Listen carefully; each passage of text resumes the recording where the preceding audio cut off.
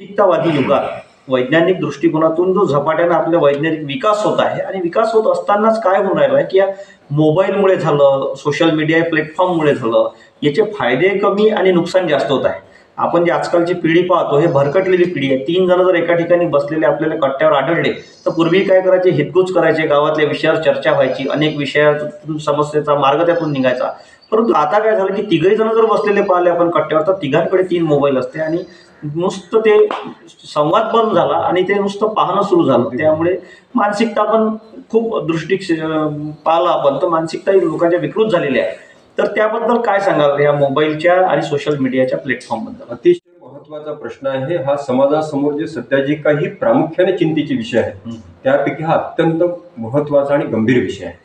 आणि या विषयाकडे जर आता समाजातल्या आपण सर्व घटकांनी जागरूकपणे बघून याच्या सोडवणुकीसाठी जर मनापासून काही प्रयत्न केले नाही तर कुठल्याही क्षणी स्फोट व्हावा अशा समाजाच्या शिखरावर आपण बसलेलो आहोत असं आपल्याला समजायला बिलकुल हरकत नाही. सुदैवानं तशी परिस्थिती येऊ नये अशी आपली भगवान प्रभू रामचंद्रांना प्रार्थना आहे. त्याचं कारण असं आहे की आपण लहानपणापासून शाळेमध्ये एक निबंध लिहित आलो की विज्ञान शाप की वरदान. विज्ञानाचा योग्य पद्धतीने जर आपण तुमचं माझं जीवन आपल्या पूर्वजांच्या तुलनेमध्ये जे अनेक पद्धतीनं सुखीसुविधांनी युक्त झालेलं आहे त्या सगळ्यांचा उल्लेख करणं शक्य नाही, आवश्यक नाही.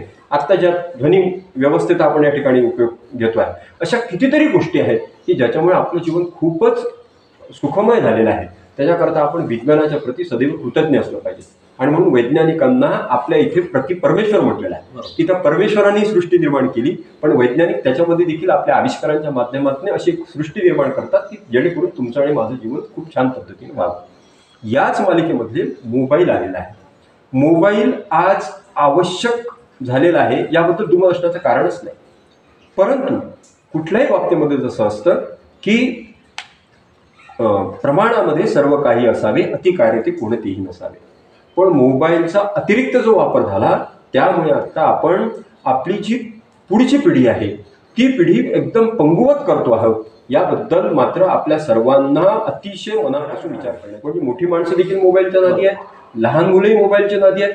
त्यातल्या त्यात मी असं म्हणेल की मोठ्या माणसांचं अर्ध्यापेक्षा जास्त आयुष्य निघून गेलेलं आहे, पण या लहान मुलांचं तो बाईच्या पोटात असतानापासूनच मोबाईल आई वडील देखील सोयीस्कर पद्धतीनं तो मोबाईल मुलांच्या हातात देऊन देतात. मुलं पूर्णपणे हँडिकॅप पंगवत झाल्यासारखं तो मोबाईल पाहत राहतात, त्याच्यामध्ये गुरफटलेले असतात. तुम्ही म्हणतात त्याप्रमाणे आजूबाजू देखील त्यांना भान राहत नाही आणि याचे परिणाम असे दिसायला लागलेले आहेत की त्यांच्या जीवनातली एकाग्रता कमी व्हायला लागली आहे.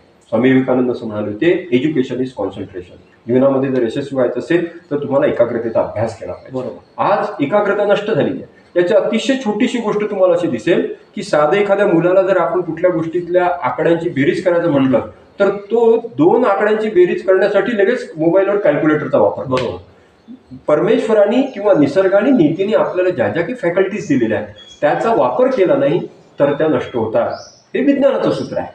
त्यामुळे असं जर झालं तर पलीकडच्या काळामध्ये आपण आपल्या क्षमतांचा वापरच जर करणं बंद झालं तर आपण कुठल्या पद्धतीचा हे विचित्र मानव निर्माण होऊ याची काळजी वाटायला लागलेली आहे. ह्या पार्श्वभूमीवर आत्ता जबरदस्तीने देखील याच्यावर आपल्याला मार्ग काढता येणार नाही. म्हणून माझं समस्त पालकांना आणि आई वडिलांना विनंती आहे की अलीकडच्या काळामध्ये अनेक उपवास केले जातात, तसं एखादा उपवास आता मोबाईल उपवास देखील आठवड्यातून नक्कीच.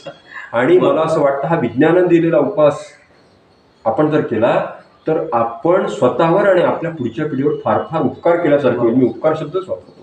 एक हा पर्याय असू शकतो. दुसरा पर्याय असू शकतो की दिवसातील काही काळ तरी मी मोबाईल पासून दूर आहे. खूप काही बिघडत नाही. मी जर तेवढ्या वेळ मोबाईल बघितला नाही तर काही संपूर्ण जग इकडचं तिकडे होत नाही. चुटकन त्याच्यामध्ये काही वाजलं की सतत बघणं मनाची इतकी चंचलता वाढत चाललेली आहे की मग ते दुसऱ्या ठिकाणी ते मन लागत नाही त्याचं. आणि याच्यातून मग जर मनच जागेवर नसेल तर आपल्याला सगळ्यांना माहित आहे की जीवनातल्या कोणत्याही क्षेत्रामध्ये काम करायचं असेल तर मनाची शक्ती, मनाची एकाग्रता आणि मनाची गती सगळ्यात महत्वाची असते. ते मनच याच्यातून पूर्णपणे शक्तिहीन होत चाललं, क्षीण होत चाललेलं आहे. आणि त्यामुळे आणि मुलांशी देखील तुम्ही जसं म्हटलं की ती मुलं आई वडील मुलांच्या हातात मोबाईल देऊन देतात किंवा ते मुलं इतके त्याच्या आहारी गेलेलं आहे याचं अजूनही काही आई वडिलांना त्याच्याबद्दलचं काही वैषम्य वाटत नाही. ही अजून चिंतेची गोष्ट आहे. त्यामुळे मुलांशी संवाद करून त्यांच्याशी प्रेमाने करून जबरदस्तीने नाही तर हळूहळू समर्थ रामदास स्वामींनी म्हटल्याप्रमाणे विवेके क्रिया आपुली पालटावी. हळू संवाद करून पण अंतःकरणातून मात्र निग्रहाने की ही फार मोठी धोक्याची गोष्ट आहे की आता आपण वेळीच जर दूर ठेवलं तर पलीकडच्या अनेक अनर्थाला आपण स्वतः आणि आपल्या मुलांना देखील वाचू शकू. त्यामुळे त्यासाठी मी आपल्या माध्यमातून सर्व पालकांना अतिशय पूर्वी काय व्हायचं की किराणा दुकानात जरी गेलो आपण तर 25 जरी आपल्याला सामान खरेदी करायची असली तर किराणा दुकानदार तोंडीच ते बेरीज करायचं त्यावेळी आणि त्याची बेरीज चुकायची नाही. आता आपण प्रत्येक किराणा स्टोअरमध्ये जातो, प्रत्येक दुकानात जातो, मार्केटमध्ये जातो, प्रत्येक ठिकाणी आता कॅल्क्युलेटरचा वापर केला जातो आणि हे आपल्या बुद्धीची बुद्धिमत्ता जी आहे क्षीण होत चालली आहे. सर बरोबर तुम्ही सांगितलं की हे केवळ मोबाईलमुळे आणि आपण सहज दिमागाला ताण न देता आपण सहज शोधण्याच्या मार्गात आपलं अस्तित्व, आपलं कर्तृत्व, आपलं आणि कर्म ह्या सर्व गोष्टीकडे आपण दुर्लक्ष. शिक्षण क्षेत्राला खूप महत्त्व दिलं गेलं आहे आणि शिक्षण हे वाघिणीचं दूध आहे असं डॉक्टर बाबासाहेब आंबेडकरही म्हणायचे. आणि या शिक्षणाच्या माध्यमातून आजकाल काय होत आहे की हे शिक्षणाची पिढी शिकत आहे पण आई वडिलांचं मला असं वाटतं याकडे थोडं दुर्लक्ष आहे. कारण की पालकांच्या शाळेत काय चालू आहे काय नाही किंवा माझा मुलगा रेग्युलर शाळेत जातो नाही जात किंवा भविष्यात तो नोकरीला गेला कुठं काय कसं तर त्याविषयी पालक अनभिज्ञ आहे. तर तुम्ही काय सांगाल? तुम्ही प्रश्न विचारला हा इतका महत्त्वाचा आहे की हा शिक्षणाच्या एकंदर समाजाची जी एकंदर मुळातली रचना आहे त्या मुळातल्या रचनेशी निगडीत हा सगळा विषय आहे. आपल्याला सर्वांना माहीत आहे की माणसाची जडणघडण ही कुटुंबाच्या सोबतच समाजामधून होत असते आणि त्याचबरोबर त्याची जडणघडण ही शिक्षणाच्या माध्यमातून होत असते. म्हणून आपण बघितलं असेल की आपल्या इथले जे सगळे थोर पुरुष असतील टिळक, आगरकर, सावरकर, डॉक्टर बाबासाहेब आंबेडकर, डॉक्टर भाऊसाहेब पंजाबराव देशमुख, गाडगेबाबा अशी सगळी महापुरुषांची मोठी ही शृंखला आहे. स्वामी विवेकानंद या सर्वांनी शिक्षणाचं महत्त्व आपल्या अंतःकरणावर प्रचंड म्हणजे त्यांच्या जीवनातल्या समर्पित पद्धतीने मोठी किंमत देऊन आपल्यावर रुजवण्याचा प्रयत्न केलेला आहे.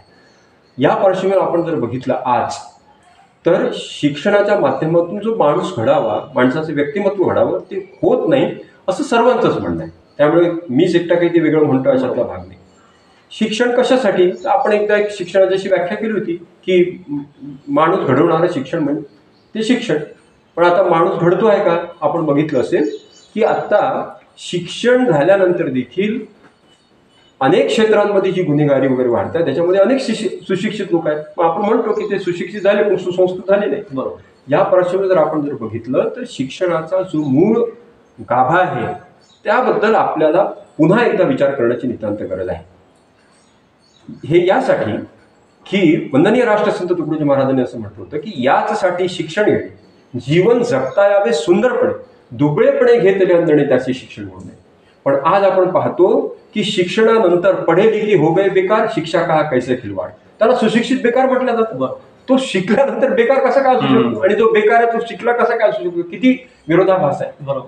आणि जशी पुन्हा मी वंदनीय राष्ट्रसंत तुकडोजी महाराजांना या ठिकाणी उद्धृत करेल, त्यांनी हा विरोधाभास ग्रामगीतेमध्ये मांडला. मुलगी शिकली शाळे माझारी, परी स्वयंपाक करताना हे घरी काय करावी, विद्या चाकरी कामाविना लंगडी ती. बरोबर. म्हणजे तसंच मुलांच्या बाबतीत आहे. गाडगेबाबा असं म्हणायचे की आमचा शेतकऱ्याचा मुलगा नांगर धरायला लागला म्हणजे तो मॅट्रिक झाला. बरोबर. पण आता एकीकडे तो इकडे डिग्री घेतो पण इकडेही सक्षम बनत नाही आणि इकडच्या जीवनापासून तो दूर होतो. आणि आत्ताच्या काळामध्ये जी सगळी गुणांची जी टक्केवारी वाढत चाललेली आहे आपण पाहतो आता 90%, 95%, 92%. माझं या विचारावर असं म्हणणं आहे की इकडे डिग्री घेतो पण इकडेही सक्षम बनत नाही आणि इकडच्या जीवनापासून तो दूर होतो. आणि आत्ताच्या काळामध्ये जी सगळी गुणांची जी टक्केवारी वाढत चाललेली आहे आपण पाहतो आता 90%, 95%, 92%. माझं या विचारावर असं म्हणणं आहे की मुलं मार्कवंत होत चाललेले आहेत पण गुणवंत नाही होत आहे. बरोबर. आज जर आपण कौटुंबिक न्यायालयामध्ये किंवा न्यायालयात गेला तर IT क्षेत्रामध्ये काम केलेल्या मुलांच्या कौटुंबिक विसंवादाचे प्रश्न मोठ्या प्रमाणावर आहे. बरोबर. म्हणजे तुम्ही म्हटला त्याप्रमाणे पैसा कमवण्यासाठी त्यांनी स्वतःला तयार केलं. पण शिक्षणाच्या माध्यमातून मी जे म्हणतो अतिशय महत्वाचं आहे की दैनंदिन जीवनातल्या ज्या प्रॉब्लेम सॉल्व्हिंग कॅपॅसिटी त्याच्यामध्ये निर्माण व्हायला पाहिजे. सुंदर जीवन जगण्याचा जो आत्मविश्वास त्याच्यामध्ये निर्माण व्हायला पाहिजे तो निर्माण होत नाही. मागे मी एका कार्यक्रमामध्ये एका मानसोपचार तज्ज्ञांसोबत व्यासपीठावर होतो. त्यावेळेला मला त्यांनी त्यांचा त्यावेळेचा अनुभव सांगितला होता. ते मला असं म्हणाले होते की गेल्या त्या कार्यक्रमाला येण्याच्या 1 महिनाभरापूर्वी एका मुलीला युनिट टेस्टमध्ये बरोबर मार्क मिळाले नाही म्हणून, एका मुलीला तिच्या सासूने बॉयकट करू दिली नाही म्हणून, एका मुलीच्या वडिलांनी योग्य ते पैसे त्या जावयाला दवाखाना टाकण्यासाठी दिले नाही म्हणून, अशा याच्यावर स्वतःचा आत्मनाश करण्याचे प्रयत्न केलेल्या घटना 1 महिन्यात आलेल्या होत्या. अच्छा. या पार्श्वभूमीवर आपण विचार करा की हे सगळं करत असताना जसं आता आपल्यासमोर एक संकट मगाशी आपण सांगितलं त्याप्रमाणे मोबाईलच्या बाबतीत आहे की मोबाईलच्या अतिरिक्त वापरामुळे घराघरामध्ये म्हणजे वेढा निर्माण होण्याची शक्यता वैज्ञानिकांनी देखील वर्तवल्याची वर्तमानपत्रामध्ये आलेला आहे. तो माझा बोलण्याचा आधार आहे. तसं शिक्षणाच्या माध्यमातून देखील वेडे माणसं तयार होतात आहे, शहाणी माणसं तयारच होत नाहीत काय असं वाटायला लागलेलं आहे. आणि म्हणून या पार्श्वभूमीवर स्वामी विवेकानंदांची तळमळ होती की जर गरीब मुलगा शिक्षणापर्यंत येऊ शकत नसेल तर शिक्षण गरीब मुलापर्यंत पोहोचलं पाहिजे. गाडगेबाबा असं म्हणाले होते की जेवणाचं ताट मोडा, सणावाराला गोडधोड खाऊ नका, फाटकं लुगडं नेसा, पण लेकरांना शिकवल्याशिवाय होऊ नका. आणि डॉक्टर बाबासाहेब आंबेडकरांचं तर शिक्षण हे वाघिणीचं दूध हे वाक्य प्रसिद्धच आहे. पण या पार्श्वभूमीवर आपण पाहतो आहे की शिक्षणाच्या माध्यमातून साधं जीवन जगण्याचा आत्मविश्वास मुलांच्या मध्ये आपण निर्माण करू शकलो नाही. आणि म्हणून त्या दृष्टीने आता शिक्षण हे जीवन लाईफ ओरिएंटेड झालं पाहिजे. मी अंधविद्यालयामध्ये भेट द्यायला गेलो होतो. तिथल्या अंधविद्यालयातला 8वी 9वी 10वीतला विद्यार्थी सतरंजी विणतो, टावेल विणतो, खुर्ची विणतो. तो अंध मुलगा बाहेर येऊन 10वीचा मुलगा स्वतःचा आणि कुटुंबाचं पोषण करू शकतो. पण आपल्या महाविद्यालयातले ग्रॅज्युएट पोस्ट ग्रॅज्युएशन झालेली मुलं अशा प्रकारे नोकरीच्या शोधात वणवण फिरत असतात आणि वैफल्यग्रस्त होऊन आपण शिक्षण कशासाठी घेतलं याचा देखील त्यांना विसर पडलेला असतो. बरोबर. ही विसंगती आपल्याला दूर करायला पाहिजे. अगदी बरोबर. राष्ट्रसंत तुकडोजी महाराजांनी म्हटल्याप्रमाणे हाती उद्योगाची साधनं रामनामाचे चिंतन हाच खरा धर्म होय गावकरी लोकांचा. आणि शिक्षणासोबत कौशल्य विकास असलं पाहिजे, एक तरी गुण अंगी असू दे असं तुकडोजी महाराजांनी सांगितलं होतं. आणि प्रत्येकाच्या शिक्षण घेत असताना टेक्निकल नॉलेज आवश्यक आहे. आपल्या नांदगावपेठ परिसरात पंचतारांकित MIDC आहे. मी मागे संवाद साधताना बोललो होतो की या प्रसिद्ध टेक्स्टाईल पार्कमध्ये असो की अन्य औद्योगिक क्षेत्रात असो टेक्निकल लोकांची खूप किंमत असते. आणि टेक्निकल लोक आपल्याकडे नाही आहे, प्रशिक्षित लोक आपल्याकडे नाही आहे. म्हणून परराज्यातील लोक मोठ्या प्रमाणात महाराष्ट्र राज्यात येतात आणि या कंपन्यांमध्ये काम करतात. तर कौशल्य पण असावं. हां. आणि आज आपण बघितलं असेल की कुटुंबामधला विसंवाद आहे, नंतर आई वडिलांना वृद्धाश्रमाकडे पाठवणं आहे. अर्थात याचा अर्थ असा नाही, आपल्या भारतीय संस्कृतीने मातृदेव पितृदेव म्हटलं आहे, ते आमचं आद्य कर्तव्यच आहे. पण याच्यामध्ये त्यांच्याकडनं देखील काही स्वभावाच्या अडचणी असतात. दोन्ही बाजूने आपण जर गेलात तर आज या सगळ्या ठिकाणी सुशिक्षित मुलांचे आई वडील जास्त दिसतात आहे. बरोबर. वृद्धाश्रमांमध्ये शेतकऱ्यांचे नाही आहे पण सुशिक्षित मुलांचे आहे. म्हणजे एकदम आपण दावा नाही करू शकणार, प्रमाण जास्त आहे. या पार्श्वभूमीवर फक्त आपण एवढंच लक्षात घ्या की ज्ञानेश्वर कन्या संत श्री गुलाबराव महाराजांनी एका वाक्यामध्ये शिक्षणाची व्याख्या केली होती. एका वाक्यामध्ये, का सुटसुटीत सूत्रामध्ये. त्या पार्श्वभूमीवर आपलं शिक्षण कुठे आहे? गुलाबराव महाराज असं म्हणतात, सुसंस्काराचं दान देतं ते शिक्षण. जर आपण त्या शिक्षणाच्या माध्यमातून सुसंस्कार निर्माणच करू शकत नसू तर मग ते शिक्षण आहे का? बरोबर. हा आपल्या सगळ्यांना अंतर्मुख करणारा प्रश्न आहे. शिक्षण हे संस्कारातून आणि चांगले संस्कार देणारं झालं पाहिजे आणि या संस्कारातून बलशाली समर्थशाली पिढी निर्माण झाली पाहिजे. अशीच सर तुमच्या सांगण्यातून मला असं वाटतं की असंच तुम्हाला सांगायचं आहे. आणि आज या ग्रेट भेट कार्यक्रमात माननीय श्री डॉक्टर प्राचार्य अरविंदजी देशमुख यांच्याशी आपण दिलखुलास चर्चा केली. आणि पुन्हा भेटूया नंतर नवीन व्यक्तिमत्वासोबत.